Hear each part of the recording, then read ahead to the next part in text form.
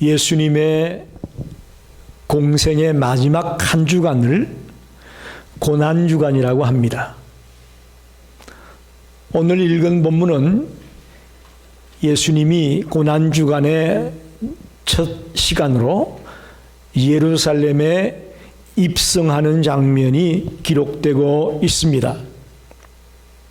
이 예수님의 예루살렘 입성을 많은 사람들은 승리의 입성이다 이렇게 말합니다. 왜 그럴까요? 이제 예수님은 예루살렘에 들어가서 고난당하시고 십자가에 못 박혀 죽으십니다. 살인 강도와 같은 무서운 죄수들이 죽는 그곳에서 죽임을 당할 것입니다. 그래서 예수님이 실패하셨을까요? 아닙니다. 3일 뒤에 부활하시고 또 성천하심으로 그가 최후의 승리자가 될 것입니다. 그래서 예루살렘 입성이 눈앞에 보이는 장면만 생각하면 실패처럼 보여지죠. 가서 잡히고 두들겨 맞고 참 비참한 그런 순간들을 예수님이 경험하지 않습니까? 그런데 실패가 아닙니다. 그는 승리하시러 예루살렘에 들어가시고 있는 것입니다. 예수님께서는 제자들에게 친히 나귀 새끼 한 마리를 끌고 오라고 명령하십니다.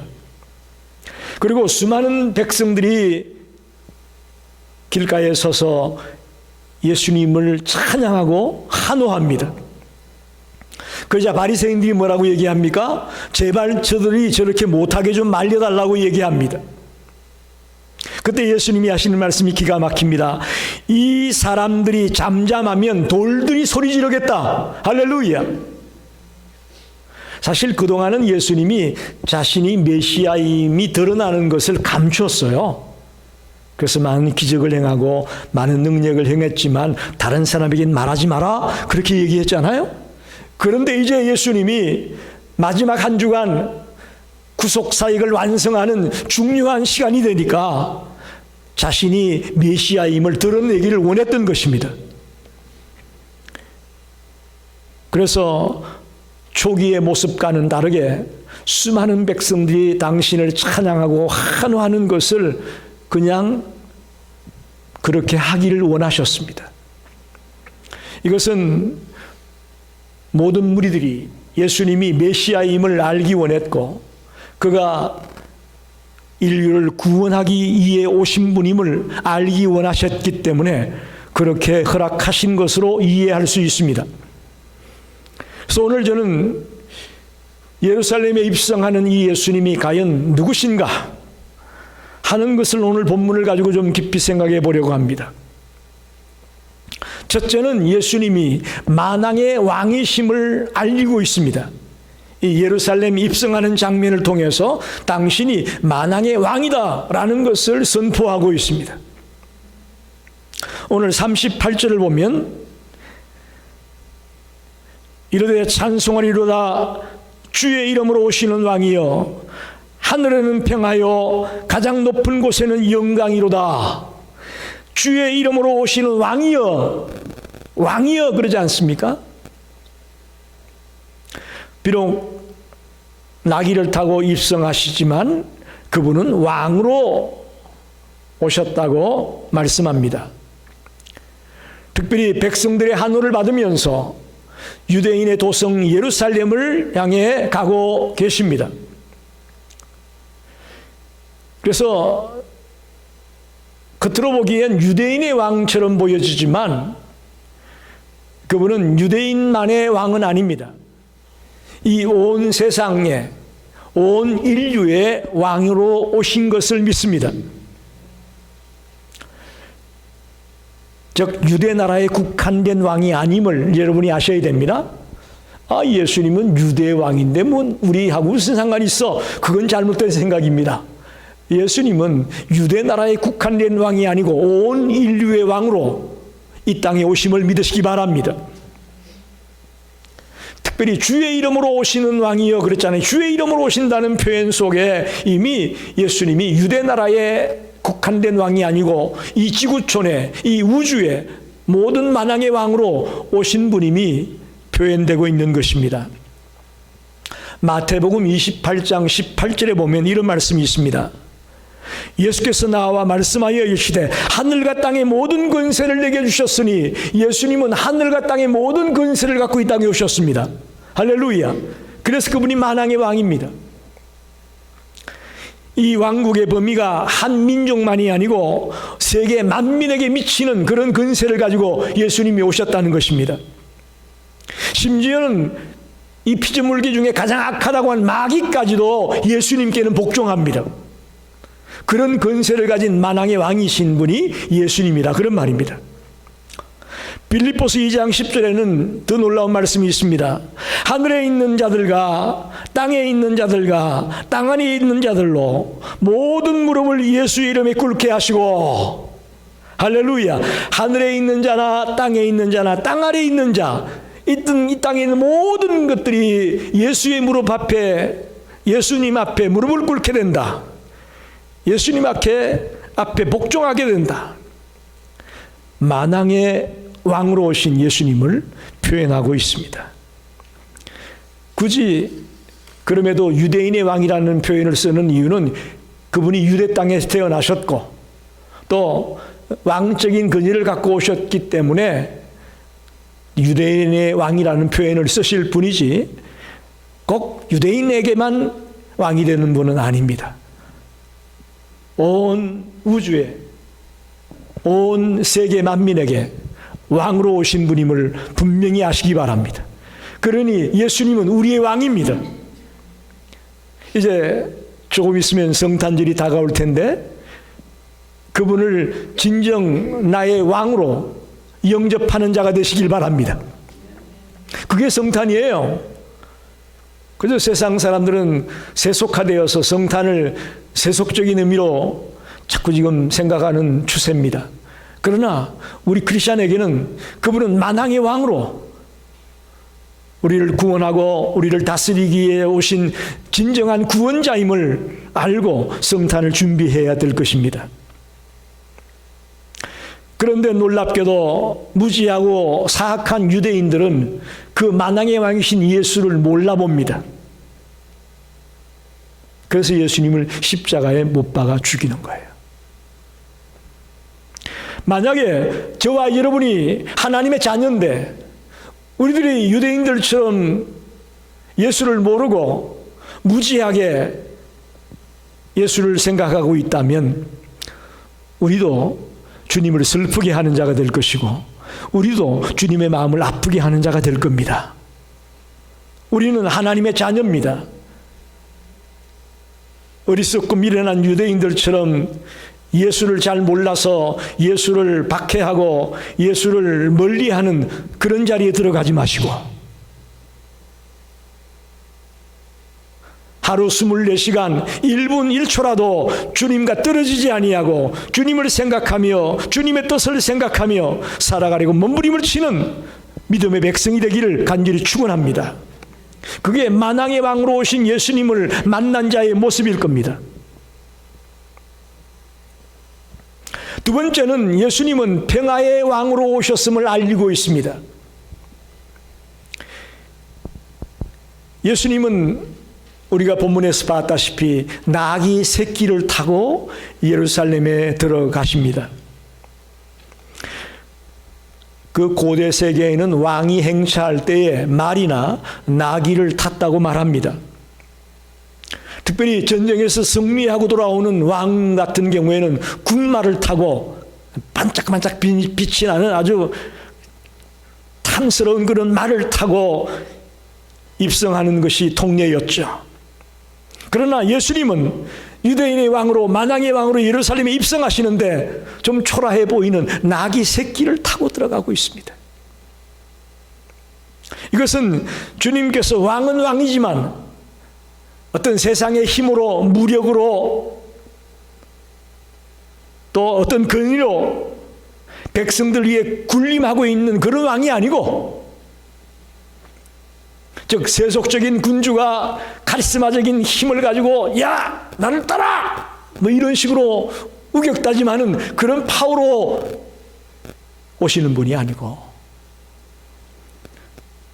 평화를 사랑하고 또 평화를 조성하고 평화를 이 땅에 가져오기를 원하는 그런 심정으로 나귀를 타고 입성하고 있다는 사실입니다.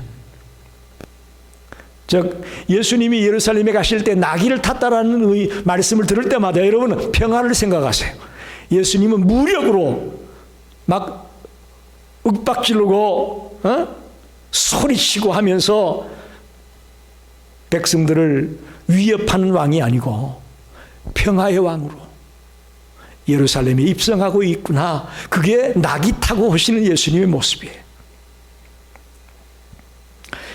이사야서 9장 6절에 보면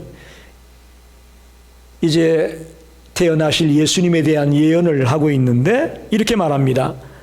기묘자라 모사라 전능하신 하나님이라 영존하시는 아버지라 평강의 왕이라. 할렐루야.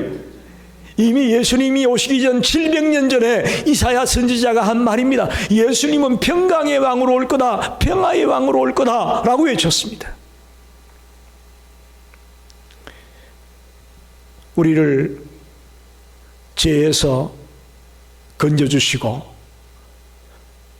하나님과 우리 사이에 화해를 이루고 화평을 이루고 또 사람과 사람 사이에 화평을 이루고 또 사람과 자연 사이에 화평을 이루고 할렐루야. 그런 원대한 계획을 가지고 이 땅에 예수님이 오실 것을 이미 이사야는 예언했습니다. 하나님과 우리 사이에 또 사람과 사람 사이에 사람과 자연 사이에 지금 엄청난 파괴가 있잖아요. 엄청난 벽이 있습니다. 이게 무너져야 되는데 이게 무너지지 않고 있습니다. 그걸 무너뜨리려고 오신 분이 누구냐? 예수님입니다. 할렐루야. 근데 우리가 예수를 믿는다고 하면서도 사람과 사람 사이에 벽이 있고 담이 있다면 이거는 주님을 잘못 믿고 있는 거죠. 잘못 믿고 있는 거죠. 또 우리 사람들이 주님을 믿는다고 하면서도 자연을 파괴하고 자연을 무너뜨리는 일을 하고 있다면 우리 아직 주님을 모신 자라고 하기 어렵습니다. 우리 크리스찬은 자연을 파괴하면 안 됩니다. 자연을 귀히 여기고 아끼고 그것이 주님이 이 땅에 오신 평화의 왕으로 오신 목적입니다. 스가랴 9장 9절에 이렇게 말합니다. 시온에 따라 크게 기뻐할지어다 예루살렘에 따라 즐거이 부를지어다 보라 내 왕이 내게 임하나니 그는 공의로우시며 구원을 베푸시며 겸손하여서 나귀를 타시나니 나귀의 작은 것 곧 나귀 새끼니라. 스가랴 9장에는 아주 정확하게 예수님이 나귀 새끼를 타고 예루살렘에 들어갈 거라고 예언되어 있습니다. 이게 성경이에요, 여러분. 정확합니다. 정확하게 예언된 말씀대로 예수님이 지금 행동으로 옮겨지고 있다는 것입니다. 특별히 놀라운 것은 오늘 30절에 아직 아무도 타보지 않은 나귀 새끼를 끌고 와라. 여기에 또 중요한 메시지가 있습니다. 아직 아무도 타지 않은 나귀 새끼, 이건 순결을 상징한다고 볼 수 있습니다. 순결을 상징합니다. 예수님은 순결의 왕입니다. 순결하신 분입니다. 흠없는 순결한 존재임을 밝히 드러내고자 아무도 타보지 않은 나귀 새끼를 타셨다고 볼 수가 있습니다. 실로 주님은 이 땅에 사는 동안 흠없는 모습으로 사셨다고 믿습니다. 만약에 예수님이 이 땅에 살면서 도덕적으로 윤리적으로 뭔가 흠이 있는 존재였다면 그분은 구세주가 될 수가 없습니다. 그분은 우리의 구원자가 될 수 없습니다. 흠이 없고 티가 없고 순결한 분이었기에 우리의 구원자가 될 수 있는 것입니다. 또 만약에 예수님에게 흠이 있었다면 비난하기 좋아하고 불평하기 좋아하던 유대 종교 지도자들이 얼마나 예수를 흠을 받겠습니까? 그죠?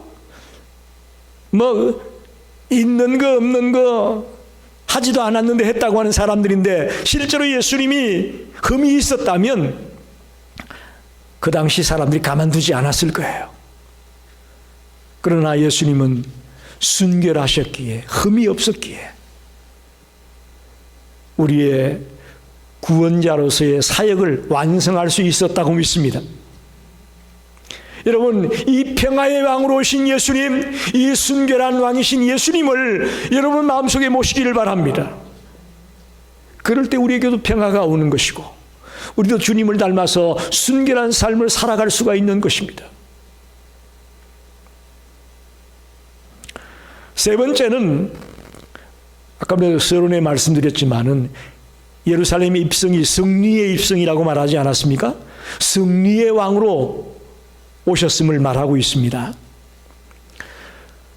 사실 군마가 아닌 나귀 새끼를 타고 입성하셨지만, 그것은 전쟁에서 승리한 왕이나 장군이 돌아올 때에 개선 장군을 맞이하듯이 수많은 백성들이 길가에 늘어서서 환호하며 환영하지 않습니까? 그건 승리의 왕이, 승리의 장군이 돌아올 때 하는 제스처 아니에요?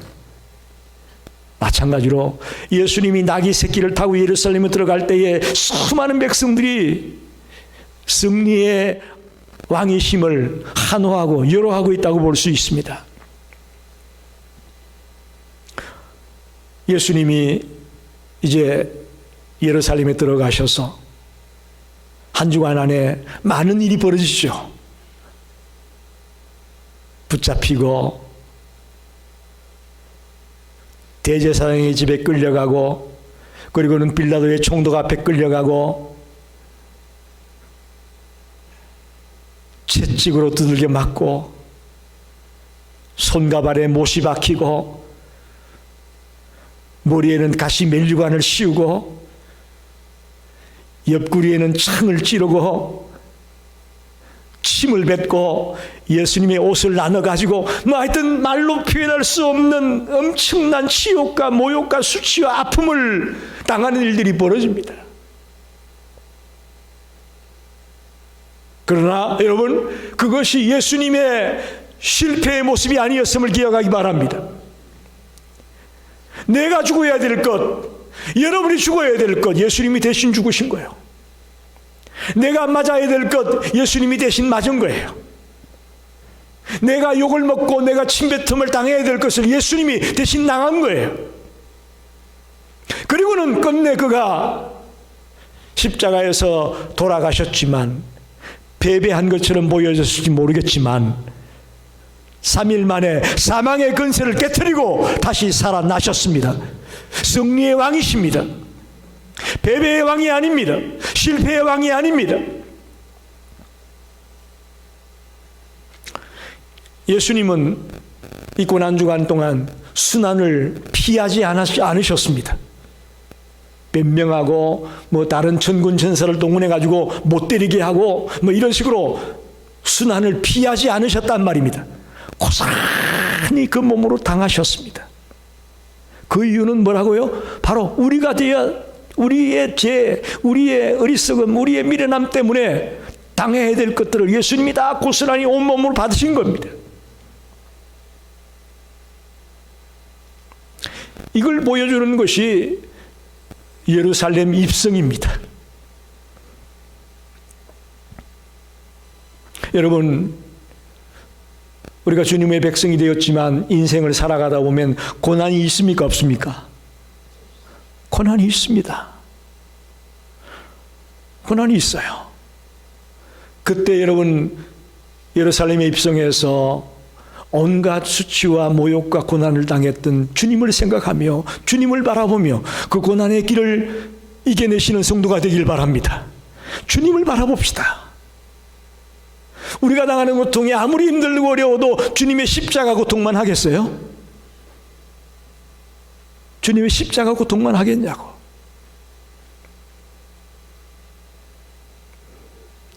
우리의 마음이 슬프고 괴로울 때에, 또 한계를 느낄 때에, 그때마다 우리는 승리의 왕이 되시는 그리스도를 바라보면서 그 환난과 역경의 순간을 이겨내는 백성들이 되기를 간절히 축원합니다.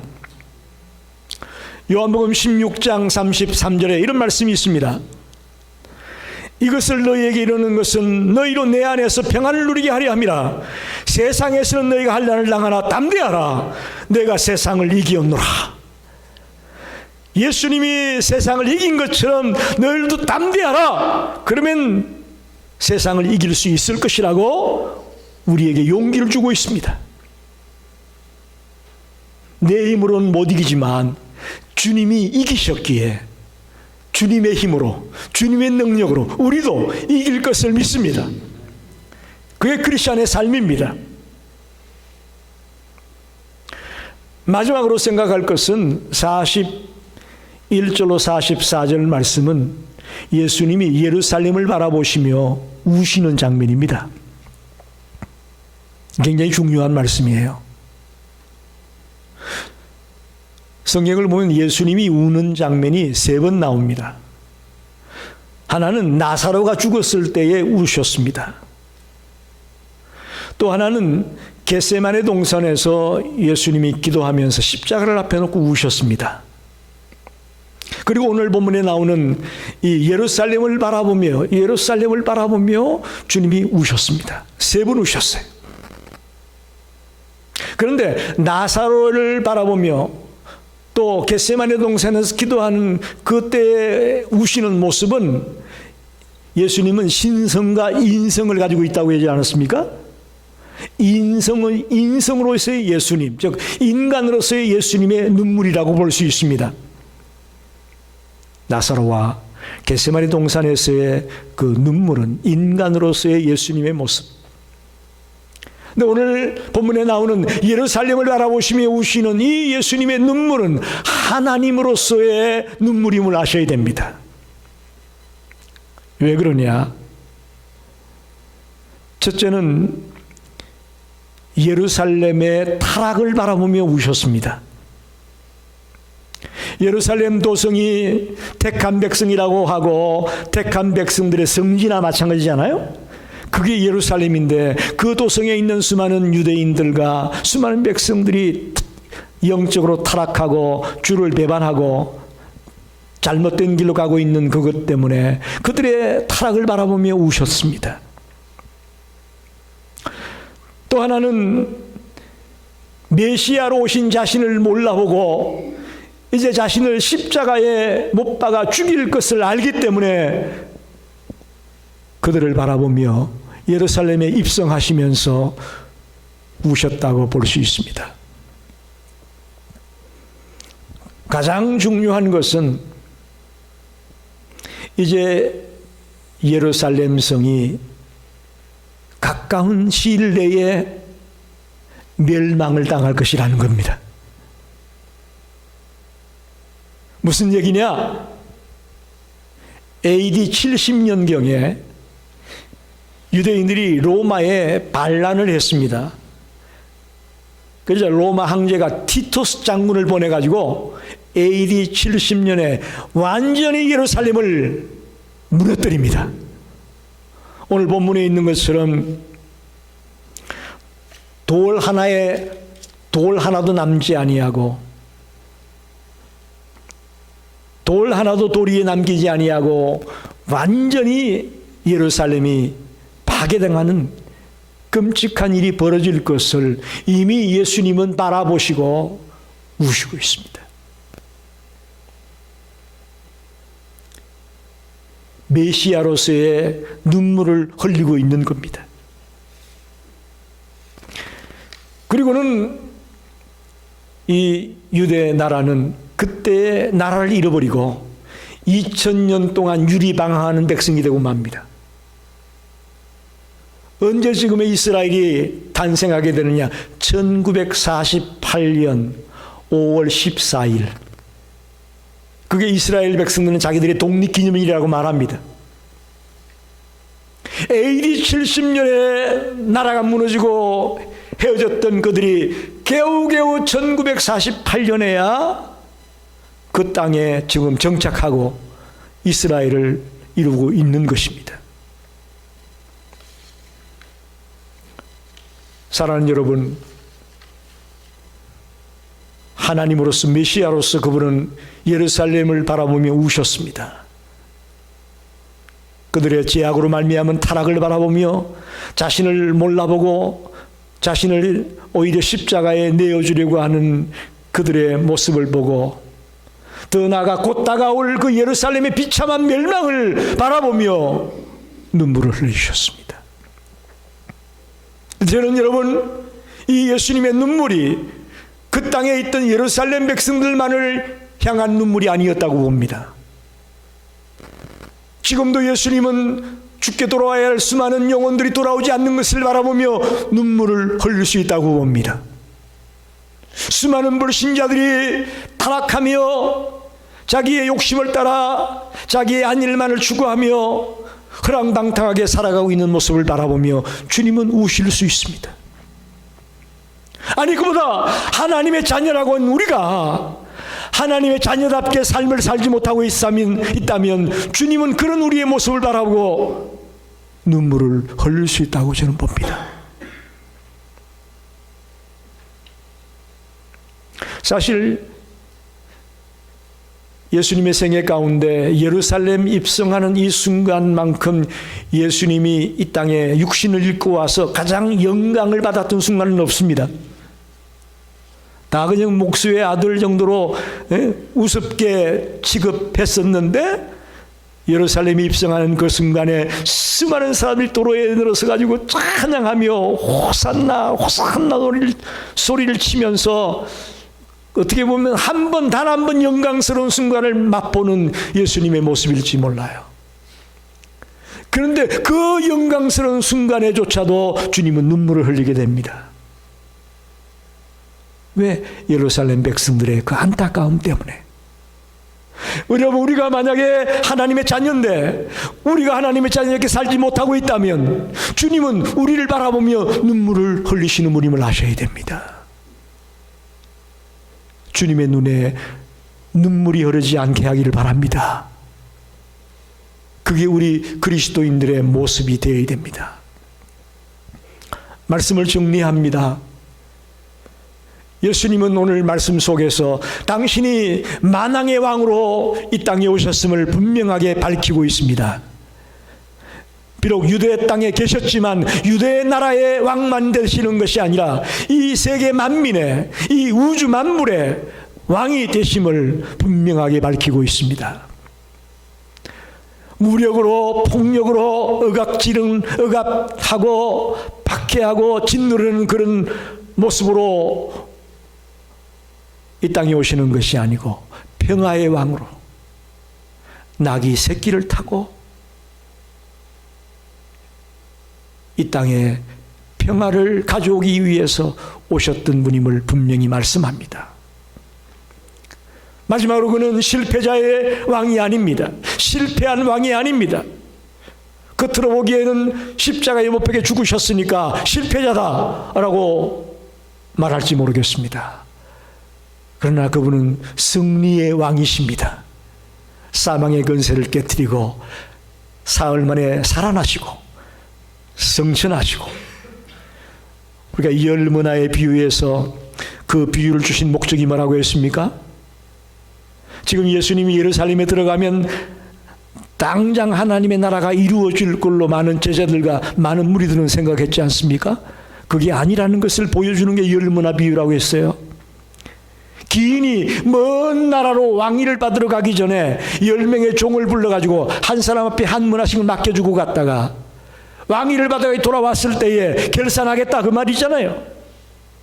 예수님이 십자가에서 죽으시고 부활하시고 성천하신 이후에 한참 뒤에 때가 되면 재림하십니다. 그때에 하나님의 나라가 완성될 것임을 이야기하고 있는 비유가 열문화 비유잖아요. 주님은 승리의 왕으로 우리에게 왔음을 꼭 믿고 달려가기를 바랍니다. 여러분, 우리는 이런 예수님을 우리 마음속에 모시고 살게 되기를 원합니다.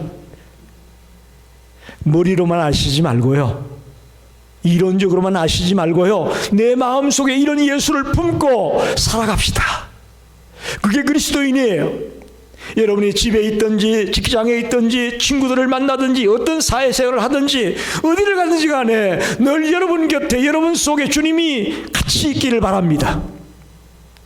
그는 만왕의 왕이고 평화의 왕이고 승리의 왕이기 때문에 그분과 함께 간다면 우리의 삶도 승리하는 삶이 될 것을 믿습니다.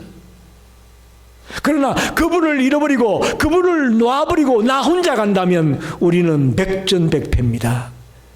우리는 실패하고 좌절하고 쓰러질 수밖에 없을 것입니다. 그러나 왕이신 주님이 내 속에 들어와 계시다면 어디를 가든지 무슨 일을 만나든지 우리는 넉넉히 이길 수 있는 자가 될 수 있음을 믿습니다. 저와 여러분이 만왕의 왕이신 주님에게 복종하며 충성하며 남은 생을 살아가게 되시기를 간절히 축원합니다. 기도하겠습니다.